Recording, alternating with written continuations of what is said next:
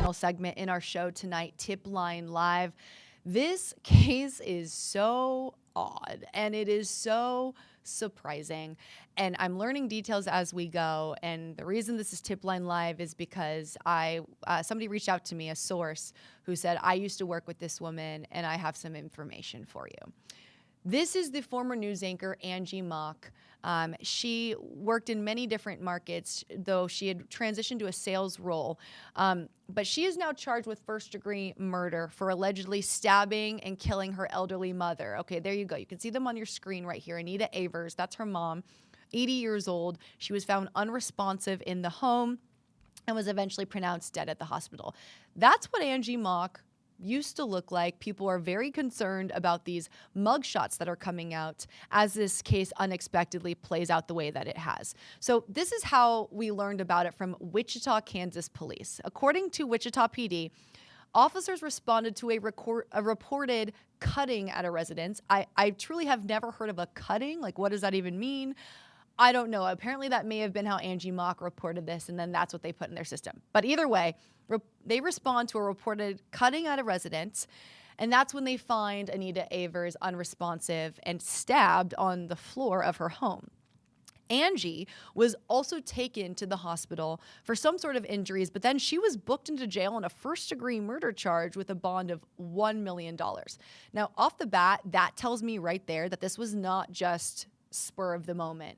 There was something that led up, that there was likely premeditation for this to be first-degree murder and a $1 million bond. And there's definitely parts of the story that we're not getting yet, we haven't been privy to in court documents. But we do know somebody saw Angie Mock right after the stabbing, and that was a neighbor and her boyfriend. Angie reportedly comes running to them, and I want to play some of that sound for you when the neighbor is recalling to a reporter what she saw happen in her encounter with Angie Mock. There was a woman who came and approached our vehicle with blood, like her hands were filled, her body was filled with blood, asking to call 911. He seen it from the corner of his eye, but he didn't really pay attention. And then as soon as he looked up, the woman was like, help, help, 911, 911. So he was like, oh, 911. I asked her if she was okay, and she was pretty shaken up, and she seemed scared, and she just ran off. So weird. So we know from listening to a 911 call and also looking into some other reports that have been coming out that Angie told police on the phone that she stabbed in self-defense. Clearly, though, they don't believe that story based on these charges alone. I had somebody reach out to me who said, I used to work with Angie Mock, and I have a little bit of background and context for you that might just give a little bit more information in this case as we wait to learn what actually happened and what the motive could have been. Here's what I was able to learn about Angie's past. She worked as a news anchor and reporter at Fox 2 in St. Louis from 2011 to 2015.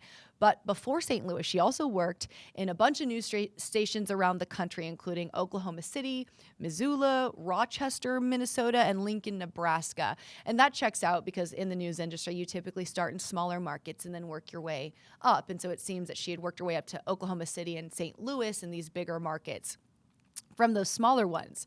But according to her LinkedIn now, she was most recently working in sales for a data management software company at the time of her arrest. And you can see it right there. There's her LinkedIn. That's what she reportedly looked like, and that's what she was doing. And her LinkedIn also mentioned multiple times that she was a veteran in the news business, took that skill set to her new job. So everything on paper and online looked like she had a great life and a great career and had made this career move.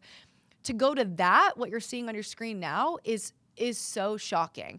But the person that I talked to who worked with her in a previous news market told me a couple things. One, that she was super nice and people who knew her were texting just completely stunned, shocked, and honestly nauseous. No words. Like, there's no way that the person they knew, this woman, could become what they were seeing now with these charges. But they also talked about that she was very social, also went out a lot, maybe used alcohol quite a bit. Could that have been a factor? Not sure. But just knowing at the time that she would go out a lot, there was no signs that my source told me that this would have actually led to something as wild and as awful as this. But potentially the most interesting thing that I learned from my source who knew her was that even years ago, this was many years ago, she had alluded to some interesting relationship with her mom. There was something off or odd there. And that might explain a little bit more as to why there's a first-degree murder charge and what there might be there with premeditation. If there was some sort of issue that had been brewing that was documented, that might actually change things. And so I think that kind of gave a little bit of context, like this wasn't just some, random thing that happened spur of the moment. When I first saw this, I also thought maybe, her mom was sick and she was putting her mom out of her misery. Now, why you would choose to stab your mom to put her out of her misery, that would make really no sense. But that was the only logical thing you could come up with if you're looking at this from an outside perspective, thinking, okay, maybe there was like some sort of like, I don't want her to be in pain anymore. But none of that makes sense. And by the charges, it doesn't seem so. It does seem, based on what my source is telling me about her comments in the past about her mom and then what police are charging her with, that clearly there was something leading up. We need to get more of the court paperwork and to actually see what's going on, and that hasn't been released yet. Nobody really knows what happened inside that house. Part of that also might be that Angie was in the hospital as well. They might be doing a mental evaluation on her. I saw somebody just commented saying that there's likely or could be substance abuse at play, and I would agree. I mean, I think you look at those pictures, those mugshots, those were taken in the jail after this, and clearly, that is not the same person who you're looking at on your screen right now. Something was wrong. Something had happened.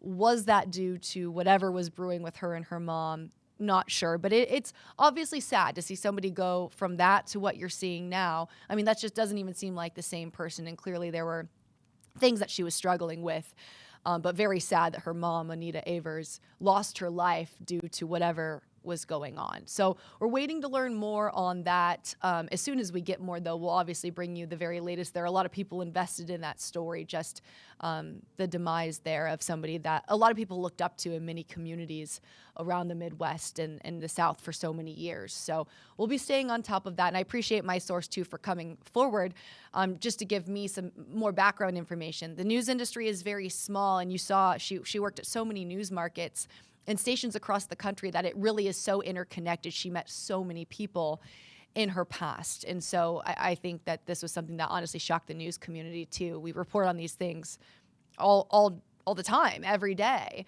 And then to see, somebody that was a role model who did this profession actually now be the perpetrator, the suspect, it's just something that we don't typically see. And that really kind of can shake up everybody who looked up to her.